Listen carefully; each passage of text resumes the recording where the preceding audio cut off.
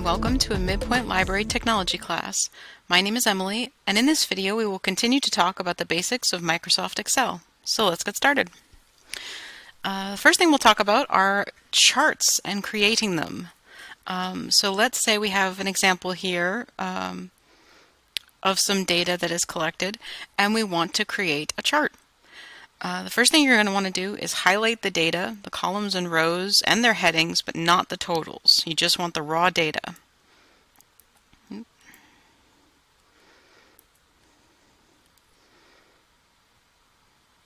And then if you go to Insert, and over in the Charts section, there is a button called Recommended Charts. And it will give you some examples of what your data will look like in the charts that they have suggested. They also have a tab called next to that called All Charts. So if you already know that you want to have a pie chart or an area chart or something, you can choose whichever chart you prefer. So if I want a pie chart and maybe I want it in 3D, you can select in 3D. They have lots of different options.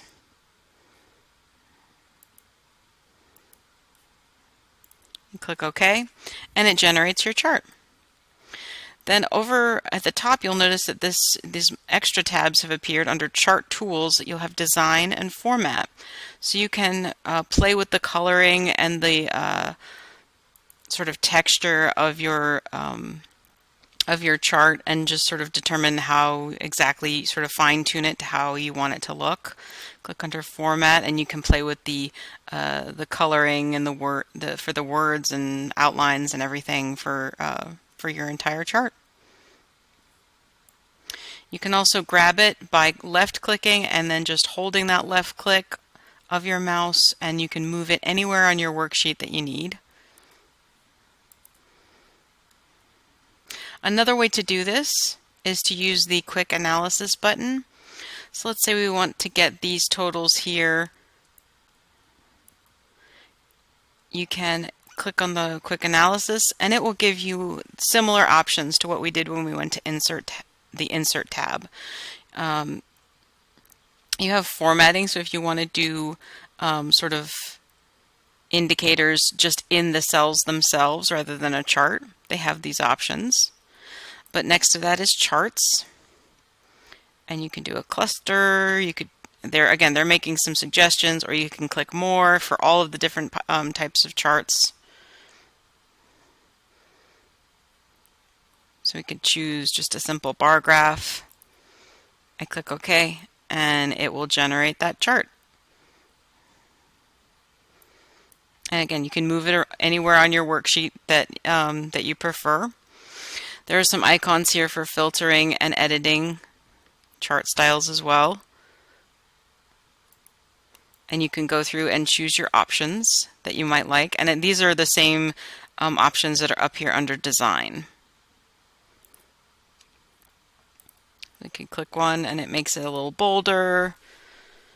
You'll have your totals and your items. If you want to, you can rename it.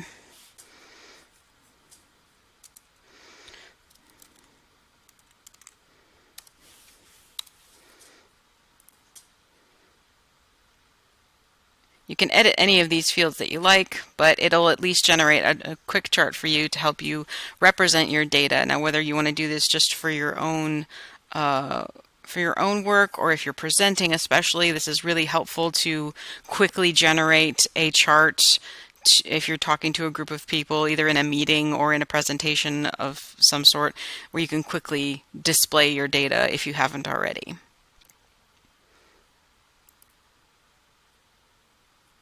So those are your basic charts and graphs. The next thing we're going to talk about is how to create a pivot table using Excel. So usually you'll have, especially when you have a large amount of data, a pivot table is a great way to help you quickly analyze your data. Now, for instance, we have a number of staff here, salespersons, products, regions, customers, etc. Lots of information here, and it goes If I click Control and down, it goes all the way to 912. So that's a lot of data. But to summarize it, if you manually went through all of this data, you would find these totals. Now these are the total number of items from this chart of information. But to manually go through and do this would take a long time. So a great tool that you can use is a pivot table, which will quickly help you gather this information. So to do this, we will select the area of the data that we want to use for our pivot table. Now keep in mind that when you do this, your data shouldn't have any empty rows or columns.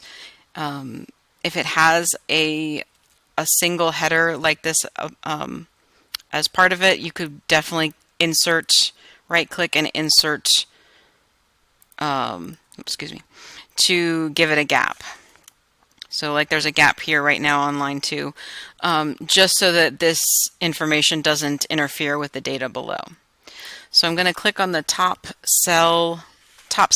column of column A, row 3, and if I hit Control and A on the keyboard, it will select all the data in these groups of cells, all the cells that are adjacent to each other that have information. Now you'll notice that they haven't selected anything that is blank to the left or to any of the sides of those cells. So if there's anything below it or around it that is blank, it has not selected them. Down in the corner, you'll see our quick analysis tool. If you click on it, again, we had the formatting, charts, etc. Click on tables, and down here you'll have options for pivot, a pivot table. The one we want right now to start off with, we want to look at each of the salespersons. So when you tally them all up, there are just a few. I think it was 11. 1, 2, 3, 4, 5, 6, 7, 8, 9, 12 12 salespersons. So we're going to select that one just to get started. Now it will automatically put it on a different sheet for you, just so that it doesn't affect your original worksheet.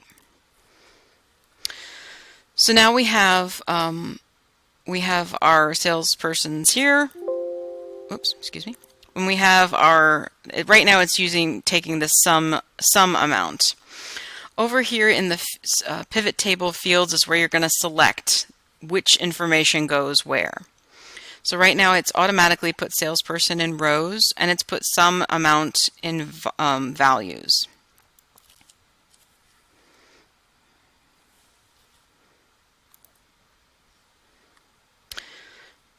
So the salesperson is fine in rows, but we want the region, and we also want sums of items instead of amount. So I'm going to unclick amount, and I'm going to click items, and the regions is actually, we can drag and drop it by clicking it once with your left click, holding that click, and then releasing it once you've put your cursor where you want to drop the item. So I drag and dropped region into columns, and then we have sum of items in values. Again, you can play with each of these features. You could change, maybe instead of salesperson, you want customer. And let's see, I'll scroll up a little bit and I'll get rid of salesperson. So then I'm just seeing the customers. And in this case, it was stores that they worked with rather than the staff. So again, you can, however you want to format your information, however you want to represent it, you can change who goes where. You have a lot of flexibility and control on where you want to put things. So I'm going to choose salesperson again. So if I look at this, now we can change the content of these again. So this will be salesperson. And then we could call this for column labels. Just double click on it, highlight and type over it. Regions. Try and make that one a little more narrow. So if you look at this chart and we go back to our original worksheet, I'll scroll back up, and we compare some of the totals. So let's look at Bill. He had, for the Northeast and all of this, he had a grand total of 760. Betty had a total of 652, and the grand total of everyone's totals was 8,111. So let's try and remember a couple of these numbers. 760, 652, 8111. If I go back and we compare 760, 652, and a grand total of 8,111. So it worked out. It got the same totals that we would have gotten if we had done it manually. So again, that's how you make a pivot table to help you analyze a large chunk of data. Next, let's talk about formatting your worksheets in Excel. So to format, we have a lot of different features that you can use. It's just like in Word. You can change the color and font of your text, the size, the arrangement in that way. It's just another way to help accentuate your data, to make something pop, or to make something a little easier to read, especially when you have lines and lines and lines of text and numbers. It just helps distinguish it for you at the very least.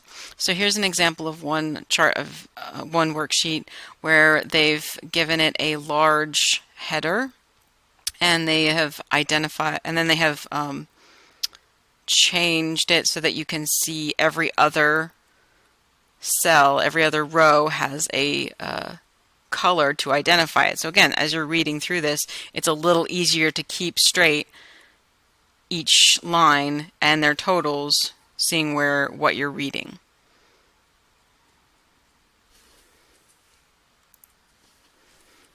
So if you want to change this coloring or something, that you have this large amount of data, it's just like we did with a pivot table, how we got started with the pivot table, that you'll select one cell in your worksheet of a group of data that is all adjacent to itself.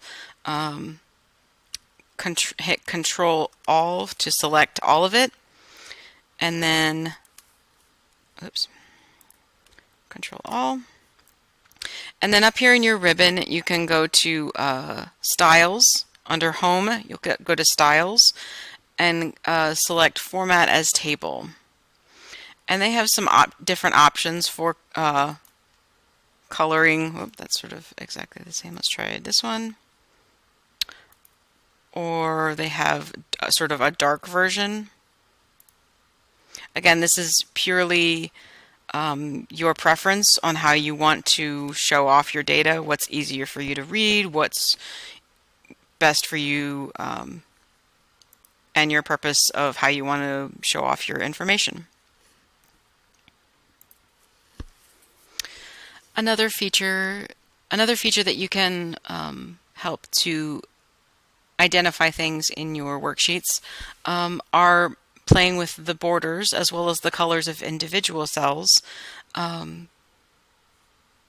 For example, here I have one with a large header, and then I have the individual cells listed here, but they all have a border going around it. So to replicate this, you can select your data that you want to sort of unify with a border. And if you go up to Home and Fonts, you'll click on the border icon. It's very tiny, but it will give you a drop menu of all the different types of borders that you can have. So let's say I want to do all borders. And maybe I want to click on it again, and you can change the line color.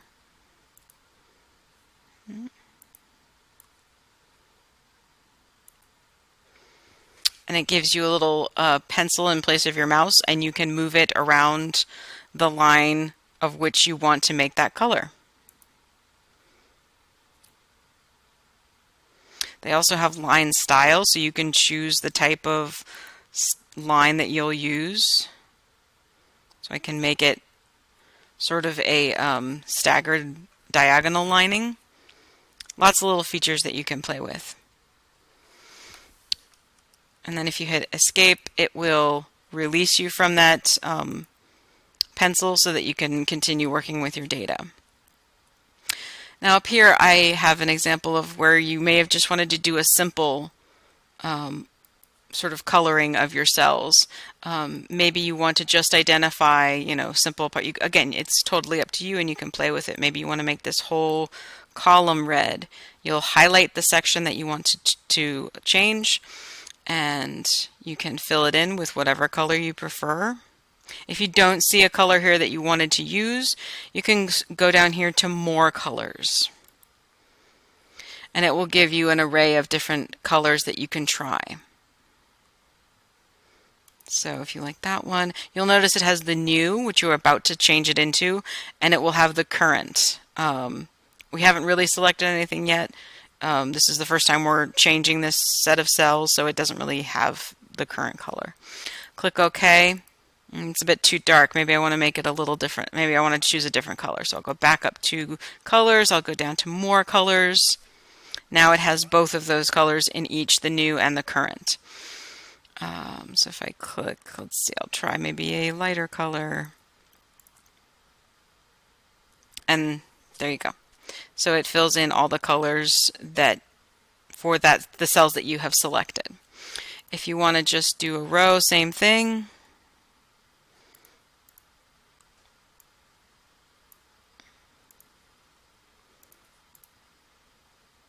It's easy as that. The next thing we can look at are the fonts. If you have a header and you want to, again, it's just another way to distinguish your information, make it unique or make it pop. In this case, I have a large header and it is covering the cells from A to I column in row 1. So it's all these cells.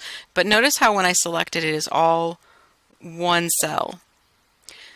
To do this, so to recreate this, it's basically you'll take a group of cells. I'm going to move this over just a slight bit. You take a group of cells that you want to merge, to take one cell and put it all as one, to make it into one big cell. So we'll do sales and profits. You'll select the one cell, especially make sure that the other cells don't have any information, any other text or numbers or whatnot, because if you try to merge cells that all have information in them, it will give you an error message. It will get confused. You have to have one cell that can have your information that you want to just spread out into multiple cells, but the rest of the cells around it that you're merging must all be blank. So if I highlight them, up here under alignment, under home, you'll go to alignment and you'll see a button called merge center. And it does exactly what it sounds like. It will combine and center the contents of the cells into a larger area. So if I click it, it has made it now into one cell. From there, you can play with your fonts and the size of your text. So maybe I want to do something very simple. Again, totally your preference, and you can go through and choose whatever type you need or would like or have available to you. You can increase it. So again, I'm just using these font settings under home. You could also click on and get the format cell that will have all of this information in it as well. It had our number categories so that you could change how a number is represented in a cell. It also has the alignment tab, font, border, fill for filling in the color. So you have all of these features all under that same dialog box.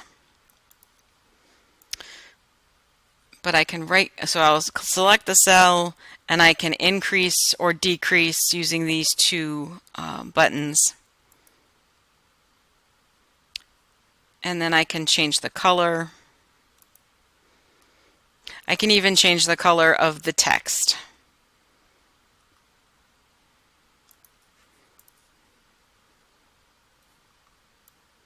So that's how you can change the font and coloring, especially for a header, and how you can merge cells together, if only to make a header, or just for any reason you might want to merge a cell into a group together.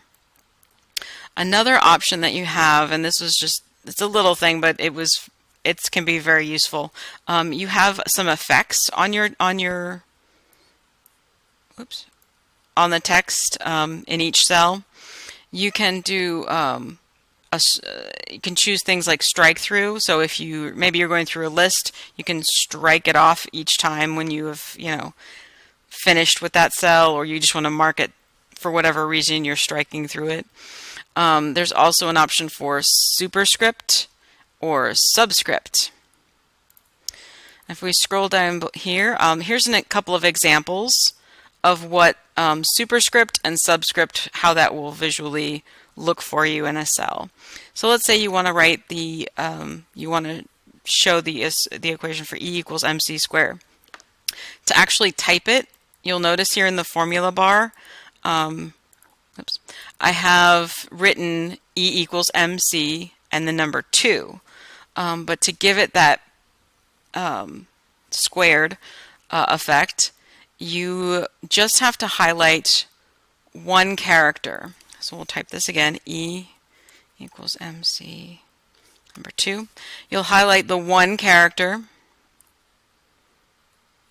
and you go up to down to our dialog box for the font for formatting cells, and you can click on superscript.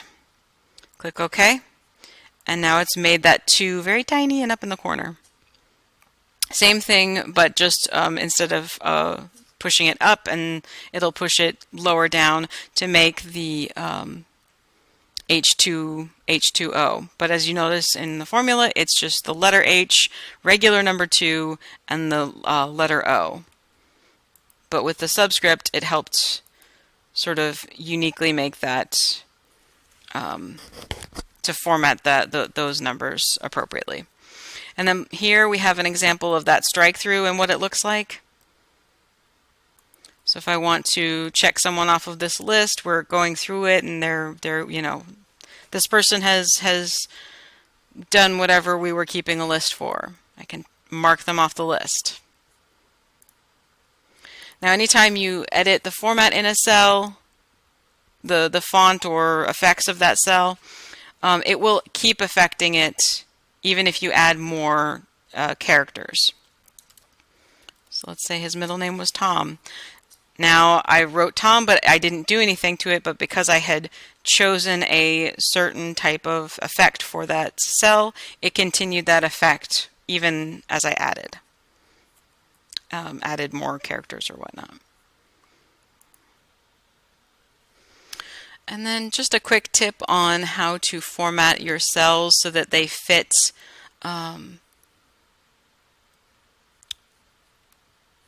just in case you're trying to resize them for something. So let's say that this is all sort of squished together like that. We want to make this column a little wider so that it all fits together in one line. If you click on the row and you double click on the divider between the cells, usually the one on the right, it will, for anything to the left of that line, it will adjust the entire column to what's known as best fit. In this case, the largest cell helps to determine the width of that entire column. So again, it just helps to make it to fit it a bit more properly. And again, it's just a quick fix. If I click on another one, and especially if you see something like this, where suddenly it's very small, it hasn't changed your data. If I click on these, the numbers are still there. You'll notice in the formula, whoops, it will still be the same. Okay. It's just because it's too narrow, it makes the pound signs. So if I double click between E and F, it should affect the column E to fit it to its best fit. If I double click between G and H, it'll give me that best fit. So again, if you ever see those pound signs suddenly and you're not sure why, double check that the width or height of your cells fits the numbers or letter characters to its best fit, because that might be why you're seeing that error. Next, we're going to take a look at how to print your worksheets from your workbook that you're working on. The first thing you can do if you just want to flat out print what you have is you will go to File, and this will take us to our Backstage view, which gives us lots of different options, including, and it's near the center, Print. And it will give you your print button. You can choose the printer of where you're sending it to, and it has more settings listed here below. On the right, it will give you your preview of what it will look like when you print it. It's helpful to examine this before you actually print it so that you know you are getting what you mean to get. There are things that you can play with, like fitting to one page. Sometimes if it's a simple, if it just needs a simple adjustment, like it's only 1 or 2 sheets of data, that will help. In the case of 22 pages of data, this will make it far too small. So you really don't want to do that, because you won't be able to read it. So if we click on fits columns to one page or fits rows to one page, in this case, the rows made it, again, you cannot see it. You cannot read it.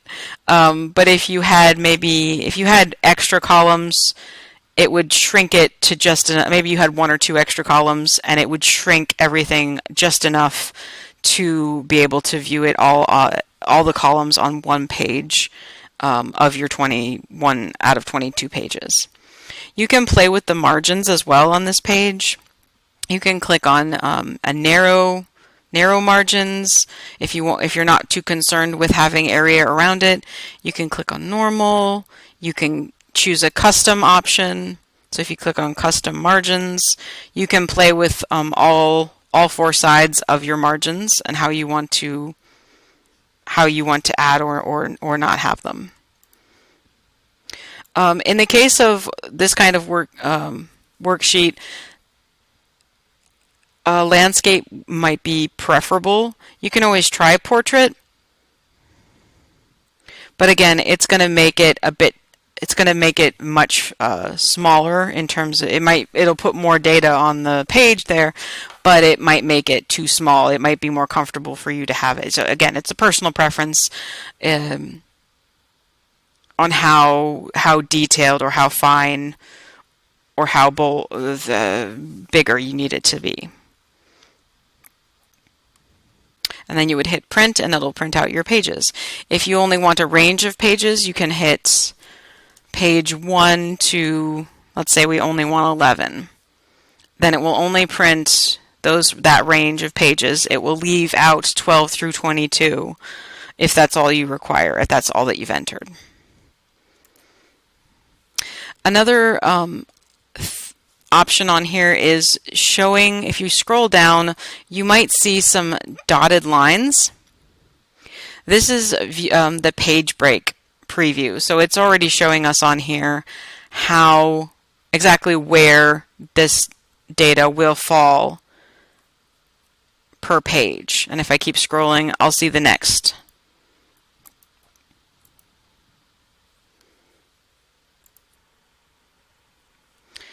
Another way that you can view what you're printing is under View. You can look at Workbook Views. Right now we're in a normal view. We are seeing the breaks, but we're just seeing it as a normal worksheet in Excel. If you click on Page Break Preview, again, it will show you a sort of zoomed out version of each page, and it will give you the page numbers. So if I scroll up and down, it will continue to show them all for me. If I click on Page Layout, you'll see how it will print out on your sheet, even not as zoomed out, but definitely more real life. So you'll notice you have a header and a footer, and you have your margins on the side. So again, it gives you an idea of what your data will look like before you print it out. I'll go back to normal view. One other option is you can print, if you check under sheet options, you can check grid lines and headings. Again, if I click on File and Print, there we go, it'll just include the row numbers and the A through L column headings for each one, if that helps you a little more to read your data rather than just printing out without them. One other feature that that Excel has for viewing, especially a large amount of data, if you go back to View, let's say that we're scrolling through a lot of this. We want to keep these column headings with us as we're going along. If I right-click on the row and I go up to View and click on the button Freeze Panes, it will allow me to freeze a portion of my worksheet. If I click on Freeze Row, then as I'm scrolling, it will continue through this entire list, but I get to keep the headings for the employee name, building, department, status, etc. So I can remember, what all of these columns actually mean. There we go, that one we couldn't see.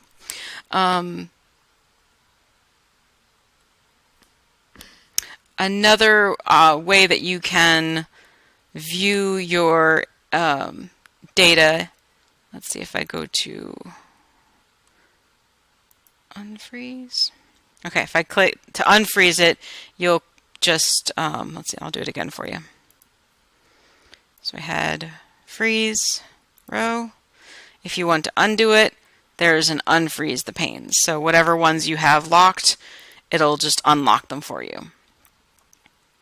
But another way you can view your worksheet is called a split screen. So it looks, let's see if I unclick it. Let's see, I'll click a little further down, click split screen.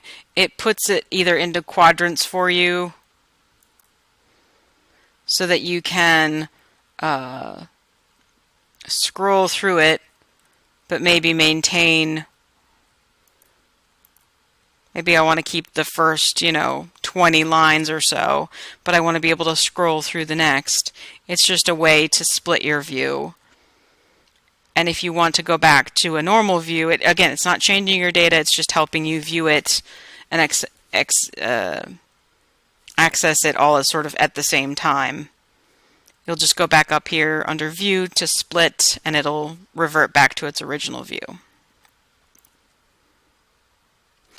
Okay, so the last thing we're going to go over is about sharing your workbook or worksheets and the different ways you can do that. One thing that you can do is if you have a worksheet, you can go to File, and that'll take us to our Backstage view. And you can either do Save As, and you can choose where you want to save it, either your OneDrive or on your device. And if you double click on it, it'll give you a dialog box that will allow you to, again, choose here in the side where on your computer you want to save it. But the important thing here to note is you can A, change the file name, but B, you can also change the type. So basically what we're doing when we save as is we're just making a copy. We've taken our worksheet and we're just saving it, especially if you give it another name, you're just saving it under a different, basically making a different copy. And a couple of times there might be a time where you have somebody who needs an older version of Excel. Again, it might change some of the structure of it or the format. Because of an older version, it may not have the same fonts or something, but it'll allow the user who you're sending it to view it in whatever version they might use. Typically, though, Excel workbook is fine. But another option you can use is PDF. And by making it into a PDF, you are limiting any interaction other than just viewing the document, viewing the worksheet. You can then save it, and you can either add it in an email as an attachment, or you can upload it onto a website, whatever you're using it for. So that's one way to change the format of a document. And then another way that you can share is down below print, you have the share button. If you are in a network, you can share with people in your network, so you can save it to the cloud and share it from there. Or there's an email option directly from Excel where you can add it as an attachment, send as a PDF. If you're connected to a fax service provider, you can even send it as a fax. So depending on what you have set up at your office or home or whatever. Another thing that some people like to do is that they like to maybe make this as a sort of locked document so that they can view it, but they can maybe have limited access to it, or if it's sensitive data, you want to maybe give it a password. So in this case, you could do either Protect Sheet or Protect Workbook. If you'll click on it, and then you have some options that you can choose what you would like them to be able to do or not do. In this case, I'm just keeping it simple. They can select locked or unlocked cells, and but basically, again, you can just go through and choose whatever works for you. But here you'll give it a password. You'll click OK. It'll ask you to re-enter the password. Click OK. So now anyone who receives this will only be able to edit it or interact with it if they have that password. To unprotect it, to turn that off, just click on Unprotect, type in your password, and it'll reset it to a normal worksheet or workbook. Another feature that you can do is if you want to share your Excel file, especially if you're in a network with people, if you're all using OneDrive, you can, first you'll have to log in to Excel using your Outlook account, but then you can click on Share once you've logged in and you've saved it to OneDrive. You can invite people via your contacts, and once you've also done that, you can also select either Can Edit or Can View. This is a way that people can, again, just see the content, but they can't necessarily edit it. For example, if you send out a schedule to your team, that's a great way to share a schedule without everyone being able to just change things either accidentally or willy-nilly. They're just able to view it, but they can't necessarily edit it. You can also get a share link, so then you can create a link to either edit or view only, and you can add that into an email if you prefer, however you want to do it.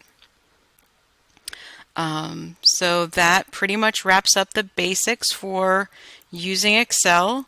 It didn't cover everything because, again, Excel is a really big program and has lots and lots of options, so I'm sure I missed stuff, and I'm sure there's more you can learn. But a great option is if you go to our website, midpointlibrary.org, and you go under Research Databases, and if you look under Browse L through P and look for either, at the time of this recording, it was lynda.com, but then we were switching to LinkedIn Learning, which is, LinkedIn is the parent company, and they're switching this service of Lynda over to LinkedIn. and you'll be able to log in with your library card just like you did with Linda. And they have loads of videos, loads of great content that you can watch, courses you can take, including a whole list of them for Excel. So if you want to get a lot more in-depth information about Excel, check out all of these videos that you can get for free using your library card at LinkedIn Learning. So thanks for joining me. I hope this was informative, and have a great day.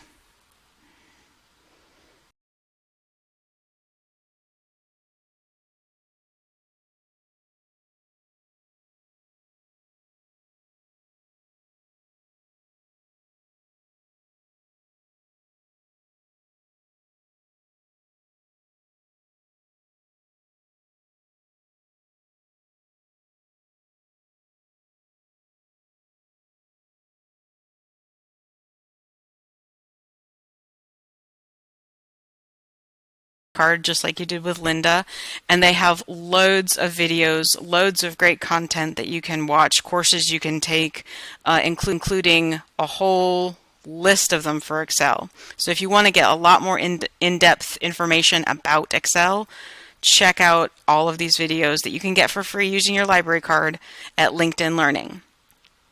So thanks for joining me. I hope this was informative, and have a great day.